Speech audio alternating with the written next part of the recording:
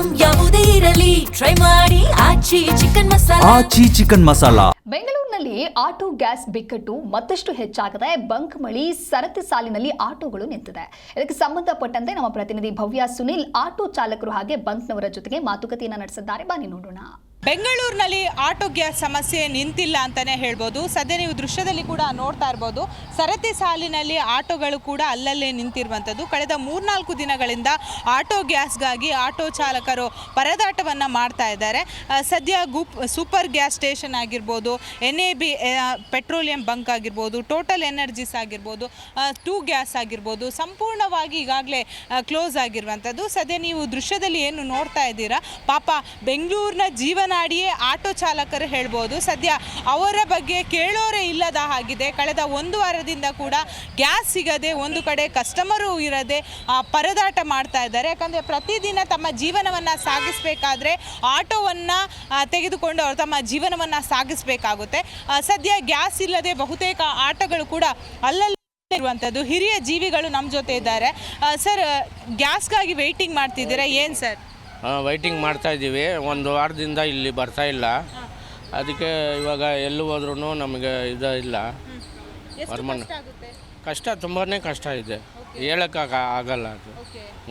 ಎಷ್ಟು ದಿವಸದಿಂದ ನೀವು ಆಟೋನ ಹೀಗೆ ಸ್ಟಾಪ್ ಮಾಡಿದ್ದೀರಾ? ನಾವು ನೋಡ್ತಾ ಇದ್ವಿ ಸಂಪೂರ್ಣವಾಗಿ ರೋಡಲ್ಲೆಲ್ಲ ಆಟೋಗಳು ನಿಂತಿದೆ. ಎಷ್ಟು ದಿವಸದಿಂದ ಆಟೋ ಓಡಿಸ್ತಿದ್ದೀರಾ? ನಿಲ್ಸಿದ್ದೀವಿ, 1 ವಾರ ಆಯಿತು ನಾನು ನಿಲ್ಸಿದ್ವಿ. ಎಷ್ಟು ಕಷ್ಟ ಆಗ್ತಿದೆ? ನಮ್ಮ ಮನೆಗೆ ಹೇಳೋಕ್ಕಾಗಲ್ಲ ಅದು ಕಷ್ಟ. ನಮ್ಮ ಕಷ್ಟ ನಮ್ಮ ಹತ್ರನೇ ಹೋಗಲಿ ಅಂತ ಯಾರ ಹತ್ರನೂ ಹೇಳೋಕ್ಕಾಗಲ್ಲ. ದಿನನಿತ್ಯ ಎಷ್ಟು ದುಡಿತಾ ಇದ್ರಿ? ಏನು ಮೊದಲು ಒಂದು 300-400 ದುಡಿತಾ ಇದ್ವಿ. ನಮ್ಮ ಜಾಸ್ತಿ ಓಡಿಸಲ್ಲ ನಾವು. ಒಂದು ಮಧ್ಯಾಹ್ನ ಹೊತ್ತು ಹಂಗೆ ಹೋಗ್ಬಿಡೋದು, ಆ ಥರ ಇದ್ದೀವಿ. ಈಗ ಅದೂ ಇಲ್ಲ ಇವಾಗ. ಇವರೊಬ್ರು ನೋಡಿದ್ರು, ಮನೆಗೂ ಕೂಡ ಹೇಳ್ತಾ ಇಲ್ಲ, ಗ್ಯಾಸ್ ಬಂಕ್ ಬಳಿ ಬಂದು ನಾವು ನಿಲ್ತೀವಿ ಅಂತ. ಮತ್ತೊಬ್ರು ಇದ್ದಾರೆ. ಸರ್, ಎಷ್ಟು ಕಷ್ಟ ಆಗ್ತಿದೆ? ಆಟೋದಲ್ಲೇ ಕೂತಿದ್ದೀರಾ, ಎಷ್ಟು ಜೀವನ ನಡೆಸೋದಕ್ಕೆ ಕಷ್ಟ ಆಗ್ತಿದೆ? ಜನಗಳಿಗೆ ಬರ್ತಾರೆ ಹೆಂಡ್ರು ಮಕ್ಕಳು ಎಲ್ಲರೂ, ಮನೆಗೆ ಯಾಕೆ ಬರ್ತೀಯ ಅಂತ ಅವ್ರಿಗೆ ಹೇಳೋಕ್ಕಾಗಲ್ಲ. ನಮ್ಮ ಸಮಸ್ಯೆ ಅವರು ಅರ್ಥ ಮಾಡೋಕ್ಕಲ್ಲ. ಏನು ಮಾಡ್ತೀರಾ? ಅದಕ್ಕೋಸ್ಕರ ಟೈಮ್ ಪಾಸ್ ಮಾಡ್ಕೊಂಡು ಹೋಗ್ತಾ ಇದ್ವಿ.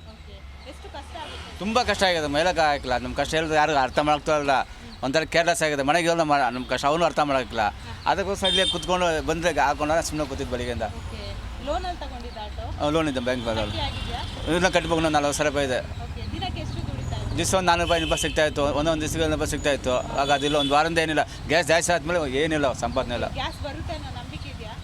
ದೇವರು ಬರುತ್ತೆ, ನೋಡೋಣ, ನಂಬಿಕೆನೇ ಕೂಡ ನೋಡಬಹುದು. ಮನೆಗೆ ಹೋದರೆ ಹೌದು, ಯಾಕಂದರೆ ಪ್ರತಿನಿತ್ಯ ಜೀವನ ಸಾಗಬೇಕಾದ್ರೆ ಆಟೋವನ್ನು ಓಡಿಸ್ಬೇಕಾಗುತ್ತೆ.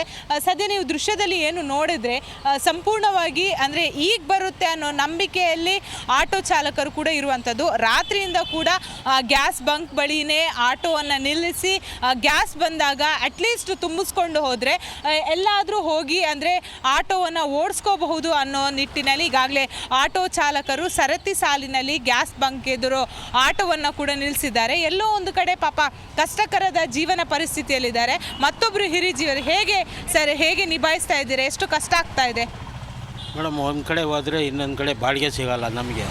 ಒಂದು ಎರಡನೇದಾಗಿ ನಾವು ಆಟೋ ಗ್ಯಾಸ್ಗೆ ಬಂದು 4 ಅವರ್ 3 ಅವರ್ ಒಂದು ಕಡೆ ನಿಂತ್ಕೋಬೇಕು. ಗ್ಯಾಸ್ ಇದ್ದರೆ ನಾವು ಲೈನಲ್ಲಿ ನಿಂತ್ಕೊಂಡು ಹತ್ರ ಹೋಗೋ ಅಷ್ಟೊತ್ತಿಗೆ ಮುಗಿದೋಯ್ತು ಅಂತಾರೆ. ತಿರುಗಿ ಇನ್ನೊಂದು ಕಡೆ ಹುಡುಕೊಂಡು ಹೋಗಬೇಕು. ಗಾಡಿಯಲ್ಲಿ ಗ್ಯಾಸ್ ಇರಲ್ಲ, ನಮಗೆ ತಳ್ಕೊಂಡೋಗೋಕ್ಕಾಗಲ್ಲ. 75 ವಯಸ್ಸು ನನಗೆ. ಇಂಥ ಏಜ್ನಲ್ಲಿ ನಮಗೆ ಇಂಥ ಕಷ್ಟ. ನೋಡಿದ್ರಲ್ಲ, ಒಬ್ಬೊಬ್ಬರ ನೋವು ಒಂದೊಂದು ರೀತಿ ಇದೆ. 75 ವರ್ಷ ನನಗೆ, ಇನ್ನೂ ಕೂಡ ನಾನು ಆಟೋ ಓಡಿಸ್ತಾ ಇದ್ದೀನಿ. ಸದ್ಯ ಈ ಥರ ಪರಿಸ್ಥಿತಿ ಬಿಕ್ಕಟ್ಟು ಎದುರಾಗಿದೆ. ಮತ್ತೊಬ್ಬರು ಹೇಳ್ತಾ ಇದ್ರು ಜೀ ಕನ್ನಡ ಜೊತೆ ಮನೆಗೆ ಹೋದರೆ ಫ್ಯಾಮಿಲಿ ಜೊತೆ ಗಲಾಟೆ ಆಗುತ್ತೆ. ಯಾಕಂದರೆ ಹೌದು, ಮನೆಗೆ ದುಡ್ಡು ತೆಗೆದುಕೊಂಡು ಹೋದ್ರೇ ಮನೆಯ ಜೀವನವನ್ನು ನಡೆಸೋದಕ್ಕೆ ಸಾಧ್ಯ. ಈ ಒಬ್ಬೊಬ್ಬ ಆಟೋ ಚಾಲಕ ಒಂದೊಂದು ರೀತಿಯಾದಂತಹ ಸಮಸ್ಯೆಯನ್ನು ಕೂಡ ಎದುರಿಸ್ತಾ ಇರುವಂಥದ್ದು. ಬೆಂಗಳೂರಿಂದ ಗುಡಿಗೆರೆ ಜೊತೆ ಭವ್ಯ ಸುನಿಲ್, ಜೀ ಕನ್ನಡ ನ್ಯೂಸ್.